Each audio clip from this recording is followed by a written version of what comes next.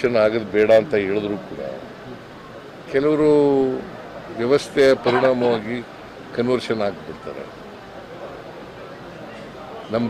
ನಮ್ಮ ಸಮಾಜದಲ್ಲಿ, ಹಿಂದೂ ಸಮಾಜದಲ್ಲಿ ಎಲ್ಲರೂ ಸಮಾನತೆ ಇದ್ದಿದ್ರೆ ಯಾಕೆ ಕನ್ವರ್ಷನ್ ಆಗ್ತಾರೆ? ಸಮಾನ ಈಕ್ವಲ್ ಆಪರ್ಚುನಿಟೀಸ್ ಇದ್ದರೆ, ಸಮಾನತೆ ಇದ್ದರೆ ಯಾಕೆ ಅಸ್ಪೃಶ್ಯತೆ ಯಾಕೆ ಬಂತು? ನಾವು ಹುಟ್ಟಾಕಿದ್ವಾ? ಮುಸ್ಲಿಂ ಕ್ರಿಶ್ಚಿಯನ್ ಅಲ್ಲೂ ಇದೆ ಅಂತ ಹೇಳಿದಾರೆ, ಅಸಮಾನತೆ ಅಲ್ಲೂ ಇದೆ. ಯಾರ ನಾನು ಎಲ್ಲೇ ಇರ್ಲಪ್ಪ, ಎಲ್ಲ ಕಡೆ ಇದೆ ಅಂತ. ಮುಸಲ್ಮಾನ್ ಧರ್ಮದಲ್ಲರೂ ಇರಲಿ, ಕ್ರಿಶ್ಚಿಯನ್ ಧರ್ಮದಲ್ಲರೂ ಇರಲಿ, ಇಲ್ಲಿದ್ರೆ ಈಗ ನಾವು ಯಾರು ಕೂಡ ಅಥವಾ BJP ಅವರು ಯಾರು ಕೂಡ ಕನ್ವರ್ಷನ್ ಆಗಿ ಅಂತ ಹೇಳಿಲ್ಲ ಅಲ್ವಾ? ಕನ್ವರ್ಷನ್ ಆಗಿದ್ದಾರೆ.